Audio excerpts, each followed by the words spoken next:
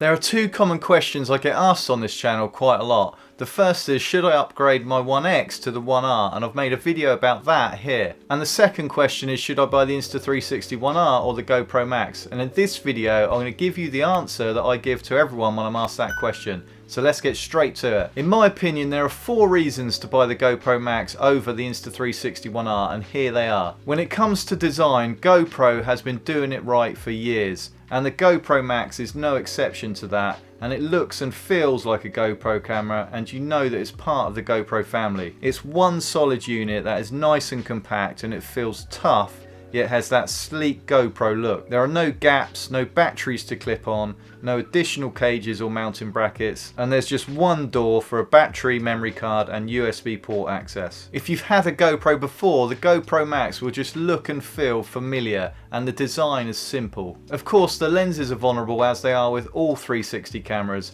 but as an action camera, the body just feels solid. And when you are worried about your lenses, you can always use the included lens protectors, which even though they can affect the image quality, they do give you that extra peace of mind. Both cameras have a touchscreen LCD screen, which up until the end of last year was just not seen on a 360 camera. However, the GoPro Max screen is a better size than the Insta360 ONE R touchscreen, and being rectangular, it just feels nicer to use. I think this is mainly because there isn't anything interrupting your swipes at the edges of the screen like there are when you're using the One R touchscreen. With the One R touchscreen, it's tucked right up close to the lens mod, so when you're swiping on the left hand side of the screen, it can feel a little bit awkward sometimes. The Max screen also just feels more responsive and smoother to use. The Insta360 ONE R audio has improved massively over the last few updates, but the GoPro Max still tops it, and I do still think that the internal mic on the GoPro Max is much better than the Insta360 ONE R. The Max has more microphones for starters, 6 compared to the 2 on the Insta360 ONE R. You won't notice the difference in sound between these two cameras in controlled conditions, but it's when you start really pushing these cameras and introducing the noise reduction filters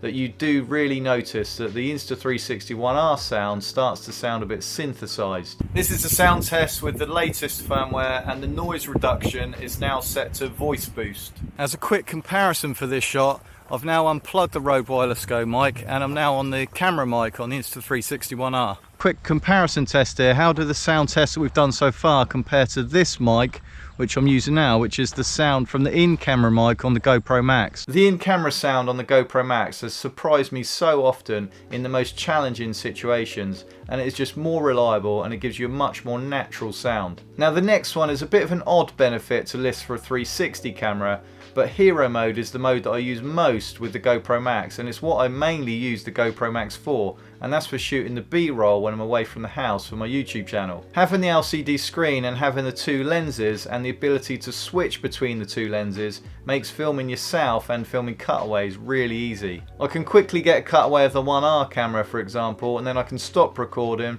press the icon here, it switches cameras, and then it will be looking back at myself. And all the time I can see the action on the LCD screen, which is really clear to see even in broad daylight. If the GoPro Max had a mind of its own and it watched this video, then I'm sure it would be totally gutted to find out that I mainly use it to get shots of the competition's camera. There are 6 reasons to buy the Insta360 ONE R over the GoPro Max, and here they are. The One R simply has better spec with more features.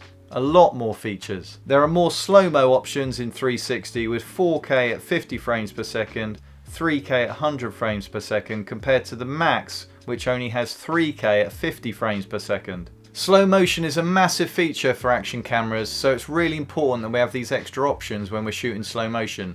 And if we include the 4K mod, then that widens the number of options we have even more, and we can even shoot up to 200 frames per second in 1080. You also have bullet time mode and HDR shooting mode, as well as night lapse. And you have RAW mode for photo shooting. Even though the Max has a better internal mic, with the One R you can plug in an external mic which takes the audio to another level. So that's at 80 meters away. I'm really pushing it now. I'm going to go another 10 meters. That's 90 meters away now from the camera, and I'm facing the camera, and now I'm going to start walking back towards the camera. In stitching tests that I've done recently, the One R has better stitching than the Max. This is particularly noticeable when we compare closer shots around the base of the camera. The One R has squashed the circle more, but has done a fairly good job around the base of the camera.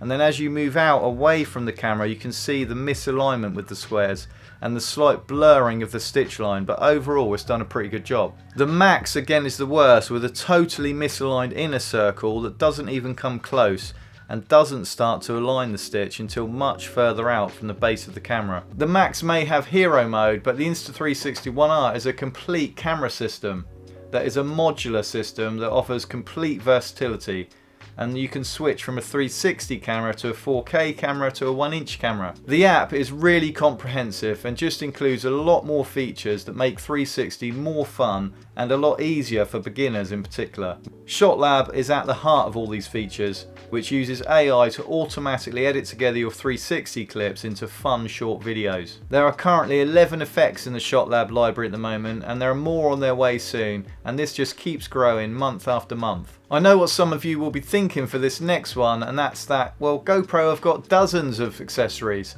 Yes, they have, and I agree, and a lot of those accessories are great, but how many accessories have they got that are aimed specifically at the GoPro Max? They brought out a couple of selfie sticks for the GoPro Fusion, which have since been relabeled GoPro Max selfie sticks, but they haven't actually changed, and as far as I know there aren't any dedicated 360 accessories for the GoPro Max. If I'm wrong, then please let me know in the comments. Insta360 could have done the same. They could have just brought out and stuck to their original selfie stick, but they didn't. They kept redesigning it. They redesigned it to have a narrower head, and then they made it a bit longer, and then there's the carbon fibre selfie stick, and then a compact selfie stick, an extended selfie stick, a dedicated tripod, a bullet time handle, a bike back bar mount for no drone, no problem shots, a dive case, a storage case, a vertical battery, a boosted battery, an aerial mod, a mic adapter, a cold shoe mount, etc, etc, and the list just keeps growing. Companies that innovate don't get it right every time, and Insta360 are no exception,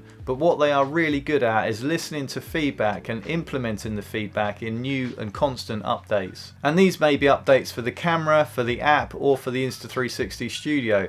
And they may be bug fixes, they may make the camera smoother, they may make the app smoother, or they may just add new features to the app or to the camera or to the desktop studio software. It feels like something happens every month with this camera or the app, and this month is no exception. We've already had an update to the camera, and later on in the month we're going to be expecting an update to the app and to the studio software with some really exciting features and some new shots in ShotLab. Ultimately, you have to make up your own mind when it comes to buying a 360 camera, and all our needs and desires are very different. For me, when you compare the One R to GoPro Max, the One R doesn't just have more reasons to buy it, the reasons it has are a lot bigger and a lot more significant. More features and more updates are the two biggest reasons that would push me towards the Insta360 ONE R over the Max. Let me know in the comments your two biggest reasons that would push you towards the Max or to the One R. If you want more shooting tips for the Max or more shooting tips for the One R, then you can watch one of these two videos next. My name is Rich, thanks for watching, and I'll see you in the next video.